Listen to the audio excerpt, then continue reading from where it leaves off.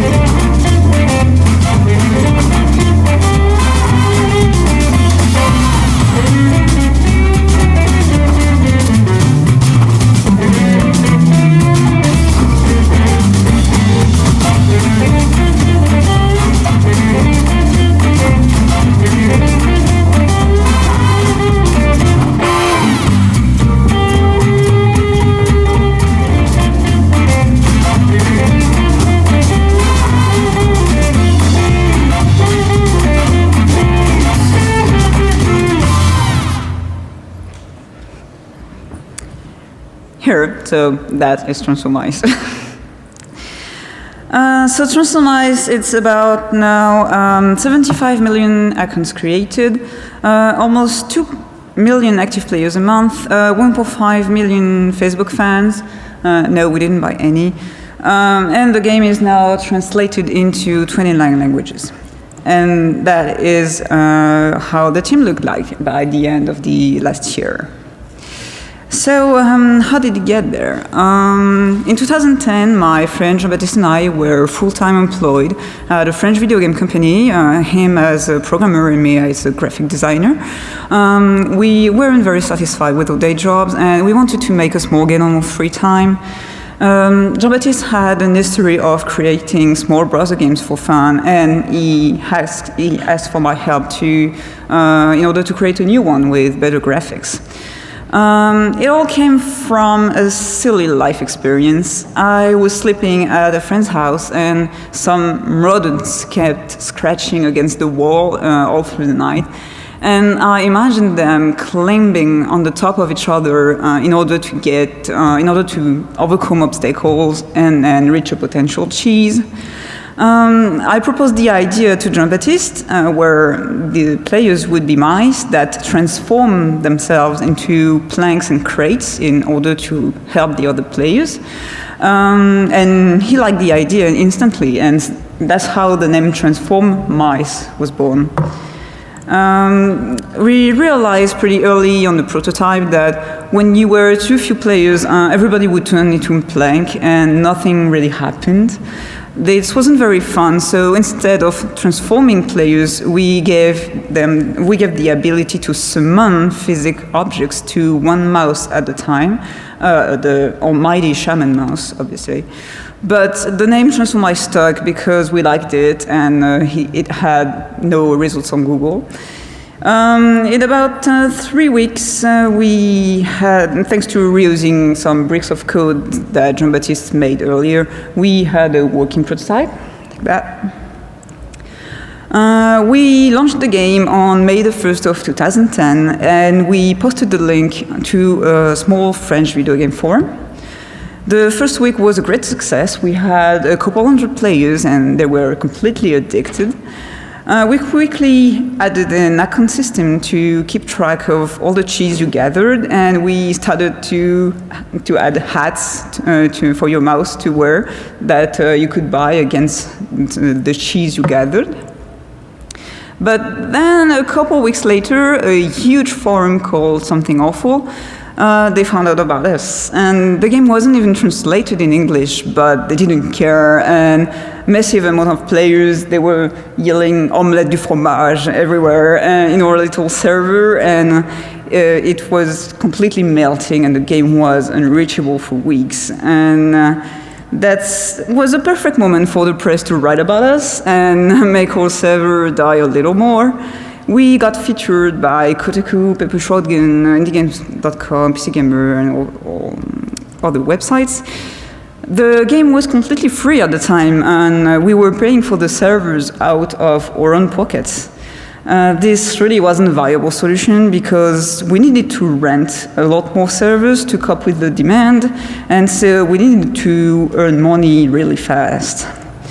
We didn't have time to set up anything complicated to earn money, so we went for the fastest solution.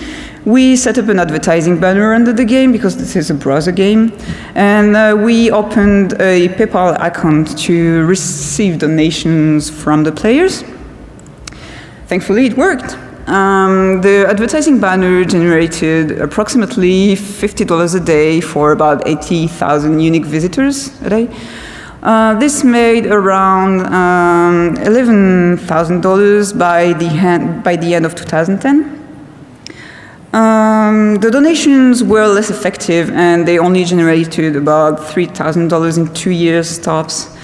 Little spoiler, but this is going to end badly.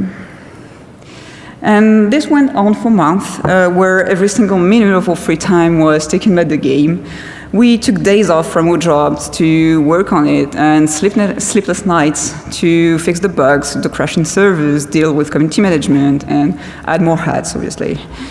At this point, we knew we had to make a choice, resign and create our own company to take care of the game, or kill it entirely because we didn't have enough free time to take care of it. It wasn't an obvious choice because we had comfortable positions at our day jobs, and even if the game started to generate some income, we didn't know if it would be enough to sustain the two of us and the servers. That's how we started to dive into the joys of the French administration. We realized the amount of paperwork and knowledge it took to create a company there. And thankfully, we benefited from a special program in the north of France that allowed us to get mentoring and cheap offices. Yay. That really saved our lives. That's how 1 year after the game was released, we finally resigned from our jobs to create our own studio. Yay! I initially drew the slide like that, but really inside it was more like this. It was a real scary leap of faith, and I was super scared to let go of my day job. But we resigned anyway, and 2 days later, we were entering our new offices, and we started working on the game full-time immediately. Because we went full-time on the game, we doubled the number of active players in less than 6 months, from 100,000 to 200,000 players a day.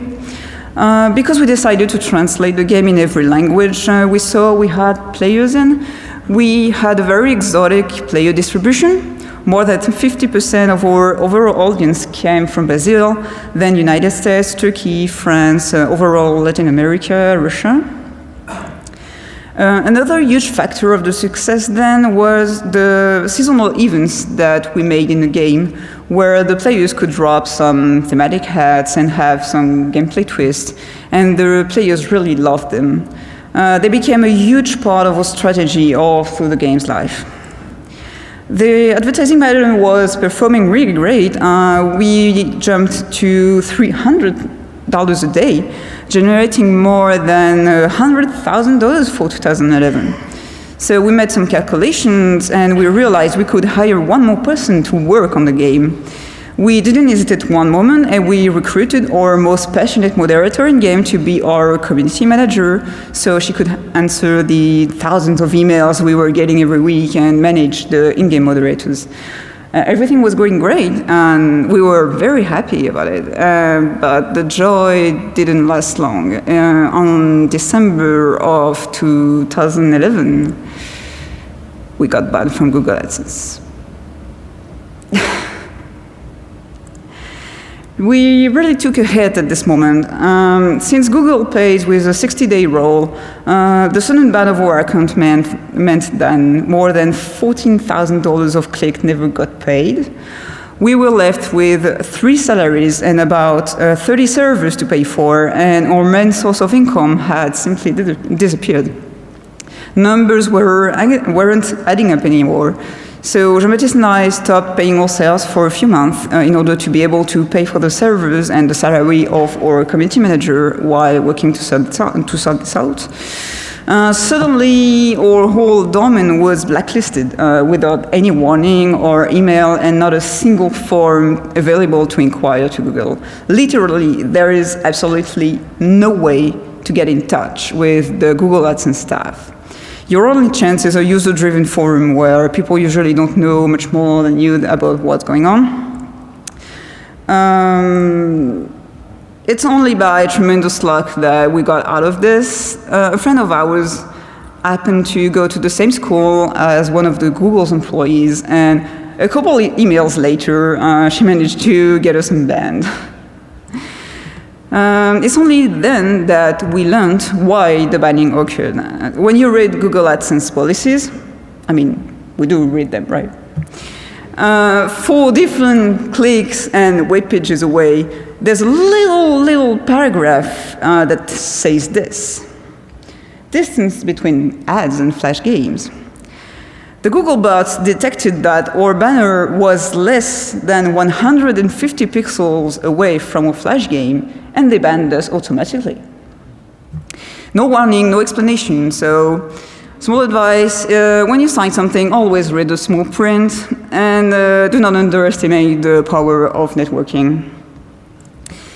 So we reinstalled the AdSense banner by February 2012, but with 150 pixel, most of our audience with low-end computers and small screen resolutions weren't able to see it anymore, so the numbers didn't add up, and we were still pretty bitter about how it had been handled. So we decided not to rely on advertisement anymore, and we were getting to go free-to-play. We took 6 months to develop this with extreme caution, because it was a real shift for us. We were very afraid, will the players hate us for asking for money? Will they stay in the game? It was really hard for us to come up with price points, because how much were we comfortable letting people pay within our browser-based, cute little nice flash game? We wanted extremely fair and ethical monetization, making only cosmetics available and very low prices. I completely redrew the 200 ads that we had at this moment, so the players could completely customize every color of each item. And the new currency would be strawberries, opposed to the soft currency that was cheese. At this point, we were still pretty bitter about Google, and we did something very stupid. We decided to remove the ad banners completely prior to the launch of the free-to-play version. We thought that players would hate us less if we showed them that we removed this source of income, and so they wouldn't think we were sellouts, you know. And retrospectively, it was a very bad idea. We finally released the free-to-play version on June 14th of 2012, and it went quite well. The players' response was truly astounding. They were so enthusiastic to be able to support the game they love and have a full color. The first month generated more than $250,000. We were completely astonished. After 6 months of not paying ourselves, sleepless nights, thinking how we failed only a few months after founding a company, this was a real emotional roller coaster. Between June and December of 2012, microtransaction generated $1,070,000 with peaks that you see on every new content, seasonal update with more hats to buy. It was at the end of this year that we broke our all-time concurrent players record with more than 86,000 users online at the same time.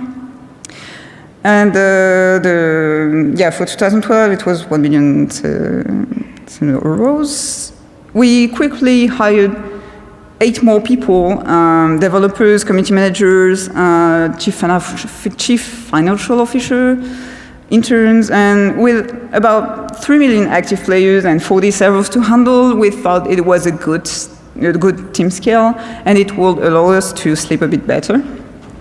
We also moved into bigger and more expensive offices by the end of 2012. 2013 started slowly on the money side because we hired so many people. We were more often than not close to the break-even. This can also be explained by the fact that we ran a huge winter event in December 2012, and we gave away a ton of content like hats, title, cheese, even hard currency for free. This was a huge mistake on our part because players can only wear that many hats at a time, and it slowed down our sales for several months. As you can see, it became even more concerning around November that we decided to reactivate the advertising banner next to the game, but this time vertical instead of horizontal. We saw that it wasn't disturbing our players at all, and it did perform a lot better than before. So looking back, a year and a half of ads, even performing badly, was still more than $100,000, and we were really, really stupid to get rid of it. 2013 was also the first time the number of players was decreasing, and we lost roughly 15% of our active user base, while our overall income was 920,000 euros. 2014 started grimly, January, February being usually slow month. Then we took one of our biggest decisions, not to give any free hats during seasonal events anymore and sell them instead against cheese or strawberries. We finally realized that we were basically giving too many things for free during events, and while it was very appreciated, it was really dangerous in the long term because we had nothing to sell, basically. The decision was quite unpopular. We gave out badges and titles instead of hats, but players felt that they didn't have anything worthy to fight for anymore. Some players were happy about it because they didn't want to play all through the event to get that nice Valentine hat, but mostly people felt that we had become sellouts. Eventually they calmed down, and slowly but surely, you can see our sales went up, and we were above break-even a lot more frequently. And while the number of players decreased again by 15% in 2013, we were monetizing a lot better. So in the whole, 2014 generated around $1 million in sales and advertisement, and after paying for charges and taxes, our benefit was $40,000.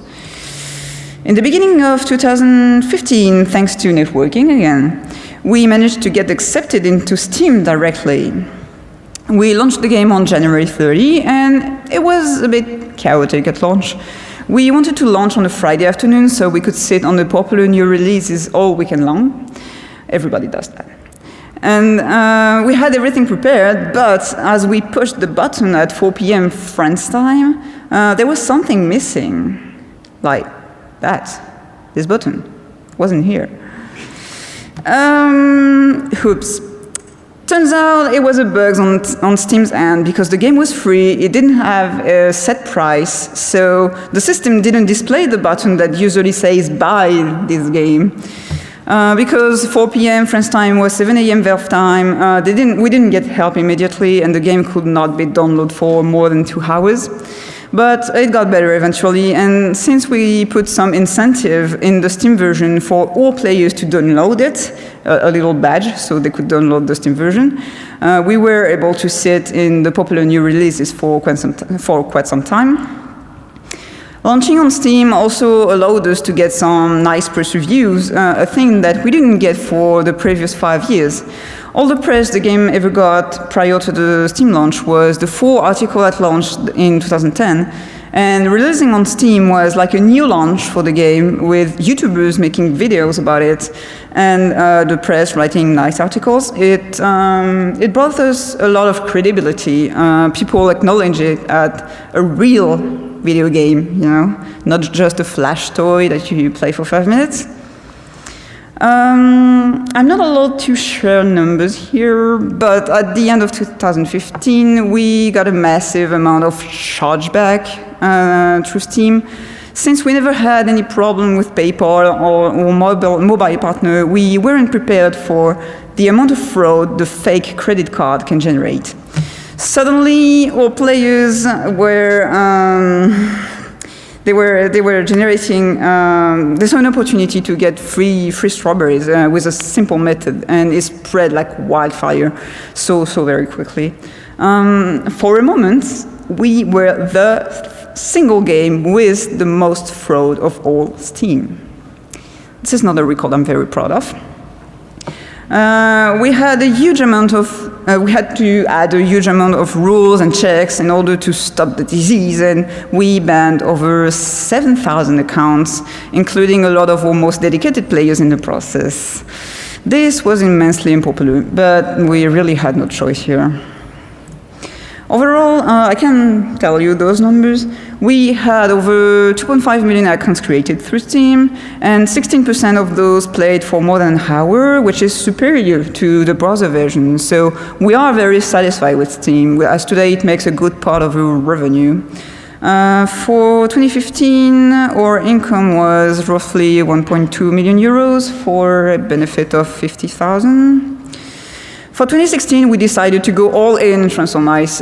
We wanted to favor a mechanism that all our players loved, the seasonal events.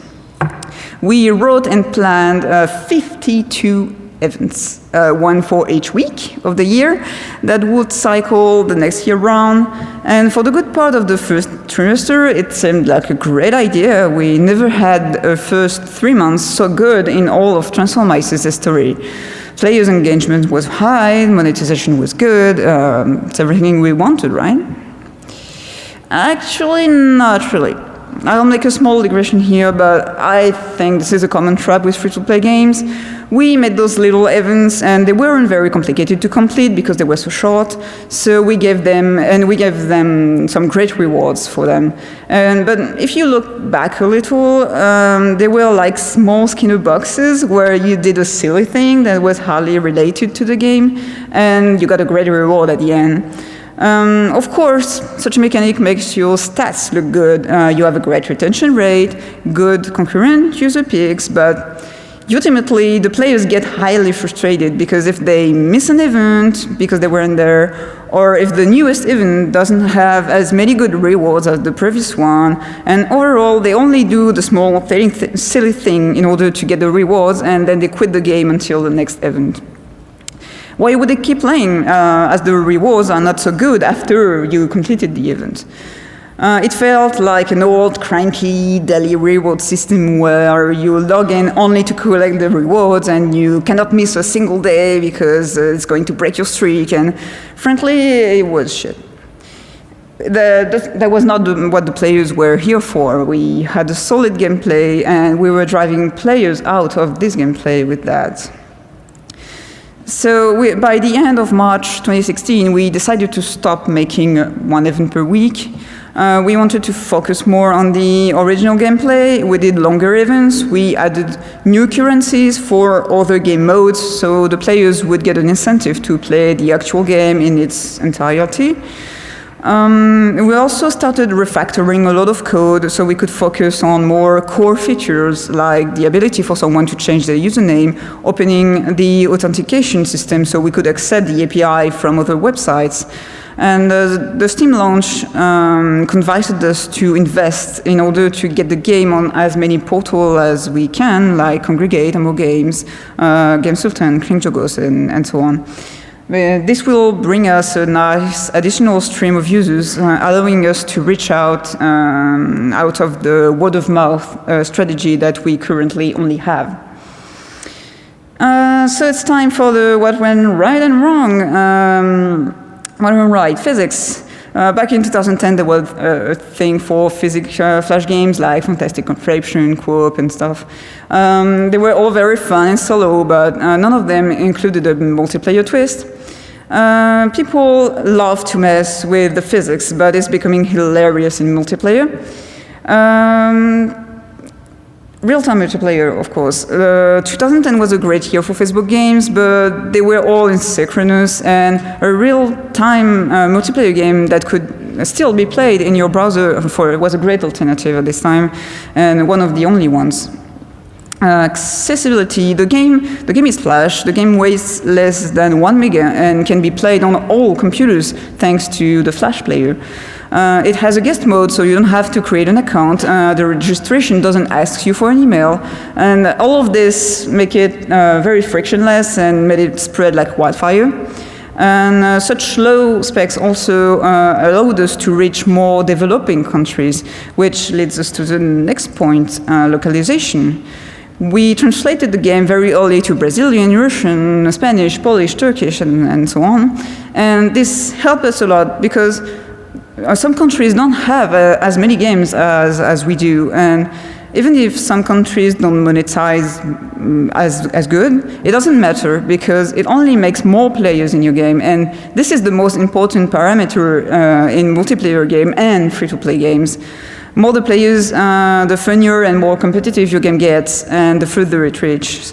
We asked all players to help us with the translation, and they were more than happy to do it.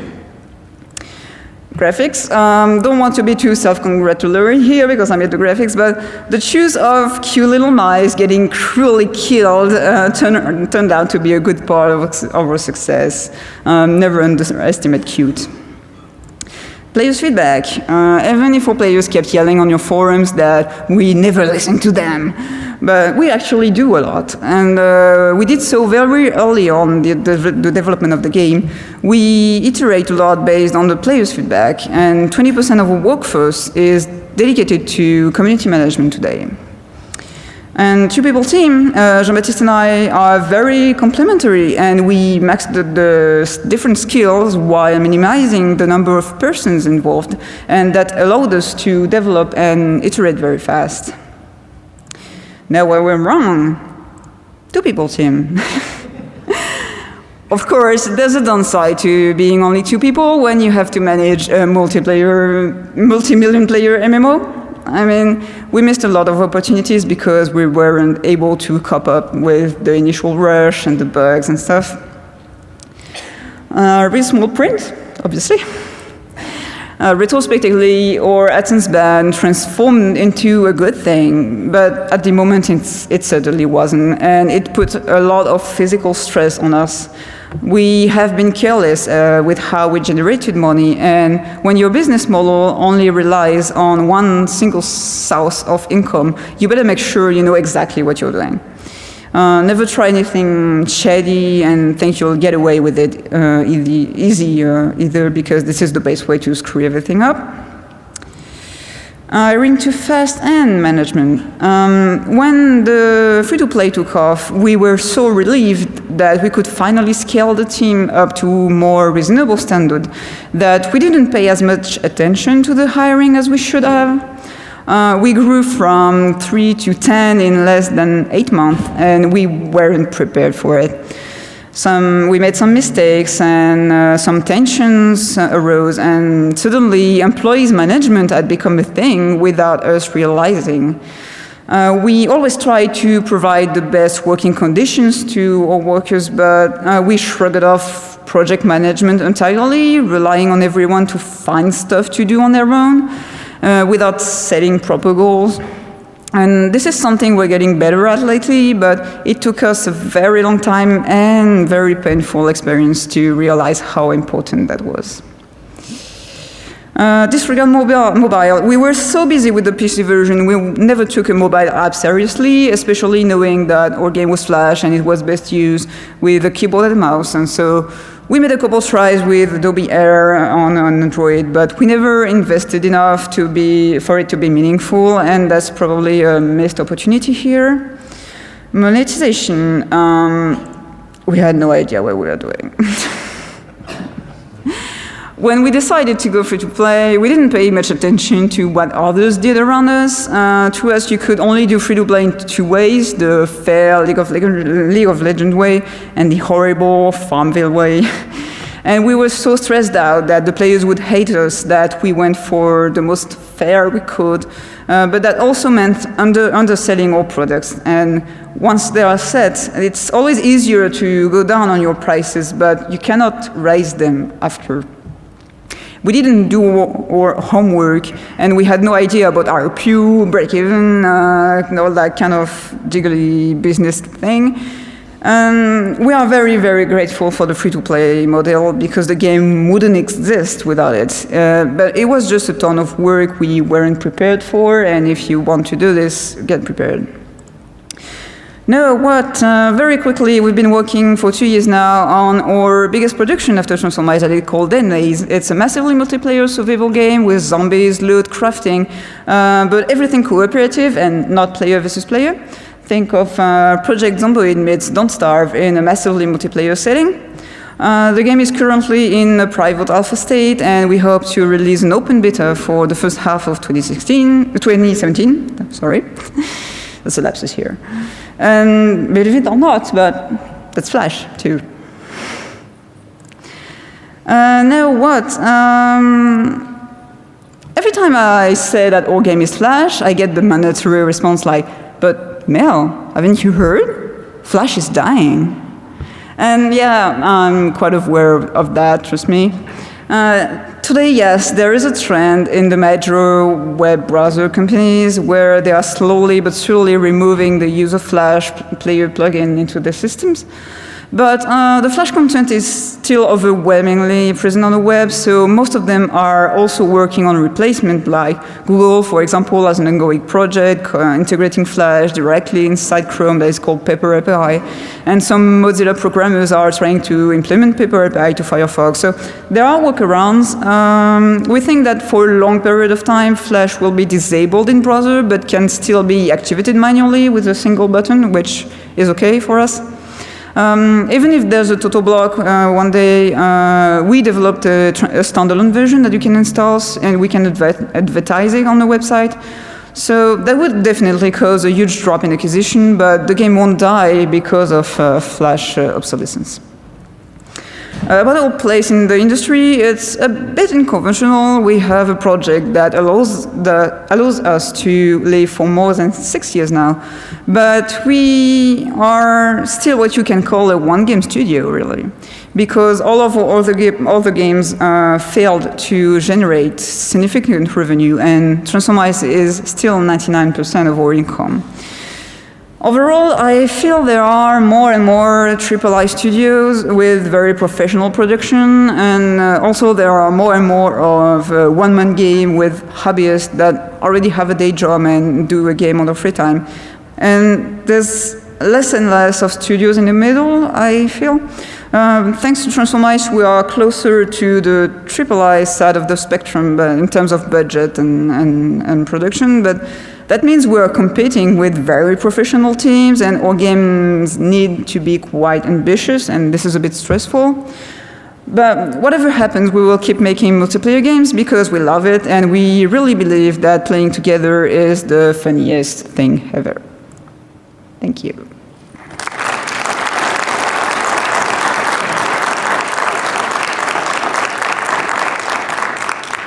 I was reminded to please rate the session at the end, and I will be in the wrap-up room. I don't know if we have time for some questions. Do we? We don't?